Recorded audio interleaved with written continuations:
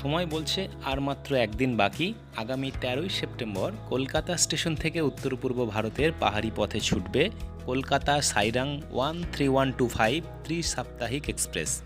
ভারতীয় রেলের উদ্যোগে এর ফলে সরাসরি কলকাতা থেকে বৈচিত্র্যময় পাহাড়ি রাজ্য মিজোরামে পর্যটকরা পৌঁছাতে পারবেন। ট্রেনটি কলকাতা স্টেশন থেকে দুপুর 12টা 25 মিনিটে ছেড়ে কৃষ্ণনগর, আজিমগঞ্জ, মালদা টাউন, এনজেপি এবং গুয়াহাটি হয়ে পরের দিন সন্ধ্যা 7টা 45 মিনিটে মিজোরামের রাজধানী আইজল থেকে 22 কিলোমিটার দূরে অবস্থিত মিজোরামের একমাত্র রেল স্টেশন এই সাইরাংয়ে ট্রেনটি পৌঁছাবে।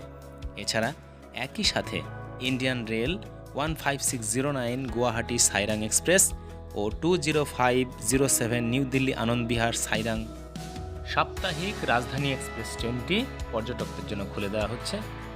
ফলে মিজোরাম ভ্রমণের একটি নতুন অধ্যায় শুরু হলো।